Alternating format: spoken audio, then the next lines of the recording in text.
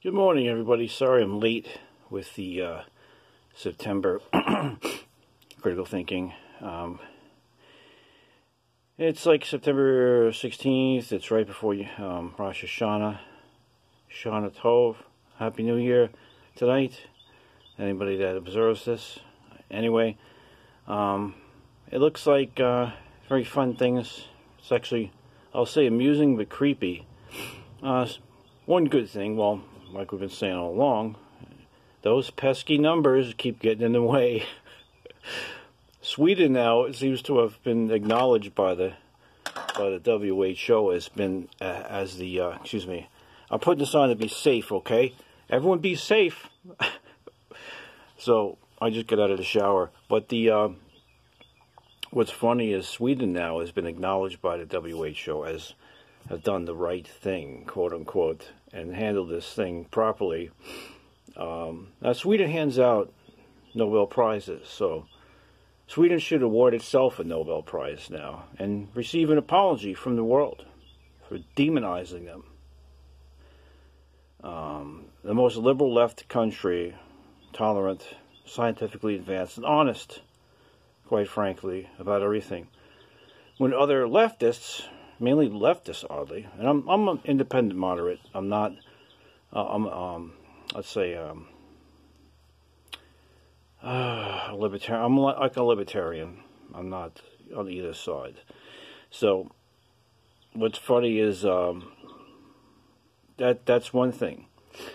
Now, what's become spooky. I'm going to make this short because it seems like downloading these is becoming difficult now. During tyrannical regimes throughout history, going back to the Middle Ages and, as an example, the Inquisition and the Crusades, things of that nature in Europe, they would control the population by various means. One was to see who is the free thinker, the refusenik, the rebel, the one that rejects dogma, doesn't have blind faith in what leaders just say without fact-checking or researching. Like Galileo, pretty much everyone knows what happened to the poor guy.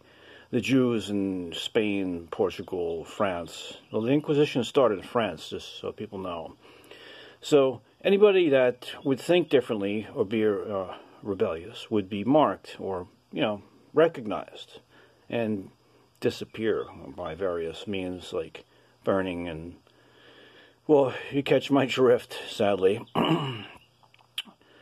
So now, this happened in the Soviet Union with the KGB and KVD. They go around and who was who. They used the church, the Russian Orthodox Church. My grandparents escaped Soviet Union long ago. And the Russian Catholic Orthodox Church became an arm of the KGB. And what better place to get confessions and information about youth from the mother who's worried, telling the priest, I'm worried about little Yovanovitch. He's hanging out with bad boys, talking, negative things about Stalin. And this, that's one. I don't know if everyone's familiar with these things in Soviet history, but they used a convenient way to determine who's who and who was going to be the troublemaker, who wasn't down with the program. So then we have Mao's China, Cultural Revolution. They kill all the educated people, imprison them, seize their properties, businesses, and hand it over to who? Young, wild, teenagers that are impressionable, much easier to manipulate, obviously. They give them a little book, Mao's little handbook, weapons. Next thing you know, the country is overthrown. Now, does that ring a bell? Here we have a more dangerous situation that I've been thinking about for quite some time. Maybe some of you have noticed.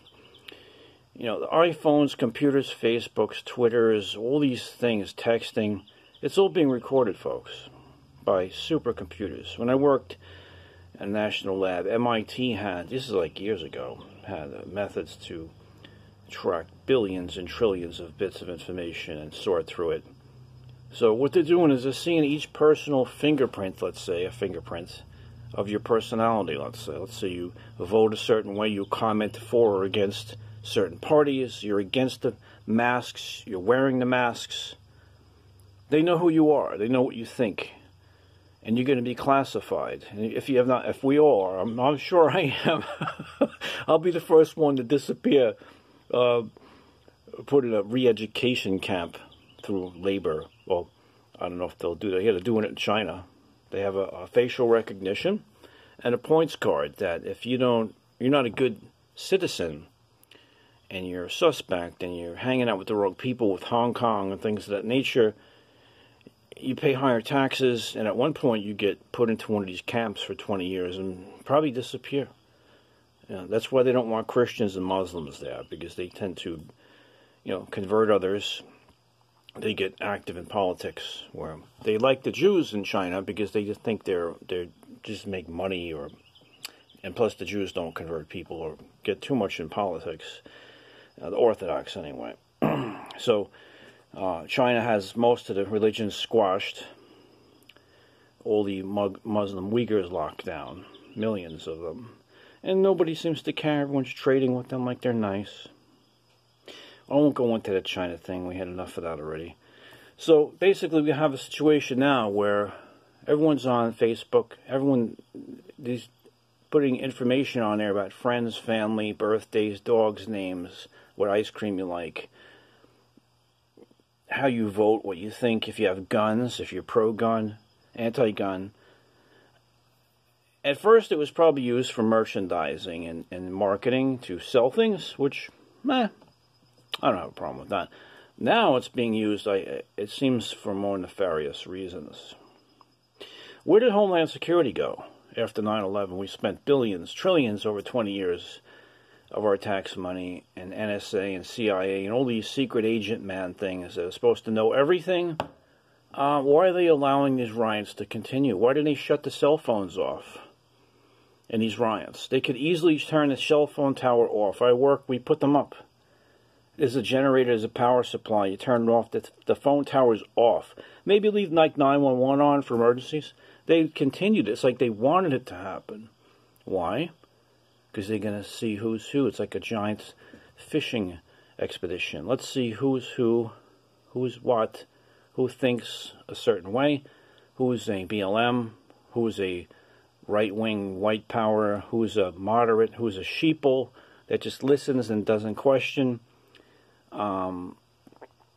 who's pro-government, who's anti-government. I mean, they've got it, folks. So I'm just praying I'm getting really concerned about AI. Not that I'm anti-technology. I went to school of engineering and stuff and worked in nuclear power. And for this guy, which I'm being safe, we're having a tailgate meeting right now. Now they're going to have not only tailgate meetings for OSHA, which was like 20 minutes every morning at every project. Now they're going to add a COVID meeting to put a mask, and we had to wear goggles, earplugs, safety shoes, gloves, helmets, okay? Now you're going to have to wear a mask, okay?